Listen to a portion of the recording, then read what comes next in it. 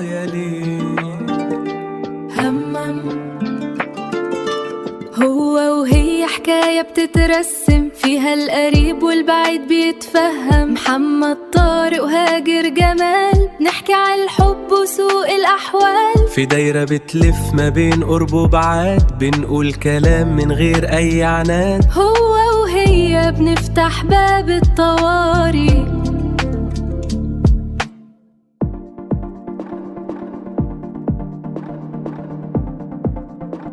في زمن بقى في الارتباط أسهل من ضغط الزرار، بس الاستمرار بقى أصعب من هد جبل. وفي وقت بقى في الكلام عسول ومتاح للجميع، بس الأفعال شحيحة ومحجورة للقليل. بقى سهل جدا تقول بحبك وانت باصص في شاشة موبايلك، بس صعب تثبتها وانت واقف قدام مسؤوليتها. سهل تدخل حياة حد تملى فراغه وتعوده عليه، بس الصعب انك تشيل شيلة الروح اللي اتعلقت بيك. خليني أسألك يا هاجر ومن غير أي تجميل، هل الارتباط في سن المراهقة وبداية العشرينات ده حب حقيقي ولا مجرد تجارب أداء؟ في الأغلب هو وهم متغلب بكلمة حب، إحساس جديد، هرمونات شوية، اهتمام زيادة، فبنصدق إن ده حب العمر. بس الحقيقة إننا في السن ده بنبقى زي اللي ماشيين في ضباب، لسه مش عارفين ملامحنا، مش فاهمين عيوبنا، فازاي هنقدر نستوعب عيوب ومميزات شخص تاني؟ بس قولي يا محمد، ليه الشباب والبنات بقوا بيجروا ورا العلاقات دي كأنها سباق؟ ليه الاستعجال ده؟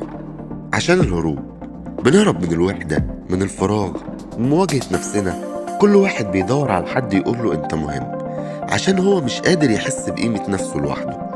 المشكلة مش انهم بيدخلوا علاقات وهم صفر نضج، النتيجة انهم بيحولوا حياتهم وحياة اللي معاهم لساعة تصفية حسابات ووجع قلب.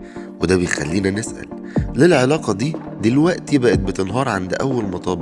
عشان مفيش نفس طويل. أول ما الانبهار بتاع البدايات يروح وتظهر العيوب وتيجي أول مشكلة حقيقية، بيختاروا الطريق السهل، الهروب. مفيش نضج يخليهم يفهموا ان الحب صيانة مش مجرد استمتاع. مفيش صبر يخليهم يصلحوا اللي انكسر، فبيقرروا يرموا العلاقة كلها ويدوروا على غيرها. في جملة دايما بتتقال وبنسمعها في كل مكان: الشباب ما بقتش قد المسؤولية. شايف الجملة دي ظلمة ولا واقعية؟ بصراحة جزء كبير منها واقعي جدا. الرجولة هاجر مش بطاقة شخصية ولا كلمتين حلوين في شات. الرجولة هي الموقف، انك تفضل ثابت لما الدنيا تتهز، انك تطمن اللي معاك مش تكون انت سبب قلقها. لما توعد لازم تلتزم، مش تختفي مع اول ما الظروف تضيق. طيب، من وجهة نظرك انت يا هاجر، ايه تعريف الراجل في علاقة حب؟ الراجل يعني أمان مطلق، مش توتر مستمر. يعني وجوده في حياتك يطمنك، مش يخليكي خايفة من بكرة. يعني كلمته عقد ووعده دين، مش اختيار خاضع لمزاج اليوم. بس عشان نكون منصفين، البنات أكيد ليهم دور في اللي بيحصل ده، صح؟ طبعا، لما تقبلي بالقليل وتتعايشي مع التجاهل وتبرري الإهانة باسم الحب، يبقى انت بتفتحي الباب للي قدامك انه يتمادى. اللي بتسقط على الغلط في الأول بتعيش في العمر كله. الحب مش معناه انك تلغي شخصيتك او تقبلي بفتافيت المشاعر.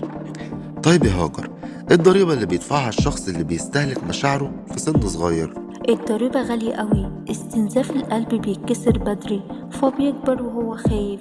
الواحد بيفقد الثقة في نفسه وفي اللي حواليه، وبيتحول النقاء والبراءة لخذلان وشك. بندخل علاقات حقيقية واحنا مستهلكين، مش قادرين ندي ولا نثق. طيب والحل ازاي نحمي نفسنا من الدوامة دي؟ الحل في كلمة واحدة: النضج. استنى على نفسك، اكبر، افهم عيوبك قبل مميزاتك، ابني نفسك وكيانك الأول، وبعدها لما تختار، اختار اللي يليق بيك وبقيمتك، مش اللي يسد فراغك وخلاص. في النهاية مش كل حد دخل حياتك وقالك بحبك يستاهل مكان فيها. الحب مش برستيج ولا منظر، الحب مسؤولية. ولو انت مش قد شيلة القلوب، ما تخبطش على باب حد وتدخل حياته. ولو ربنا رزقك بحد يديك الأمان الحقيقي، إياك تضيع منه. خلي كرامتك هي السور اللي بيحمي قلبك. اللي ما يحترمش السور ده ملهوش مكان جواه. افتكروا دايما، الحب الحقيقي مش كلام بيترص في الرسايل. الحب الحقيقي مواقف بتتحفر في القلب والعقل. الحب فعلا بيتعيش، مش وهم بنحاول نصدقه. سلام.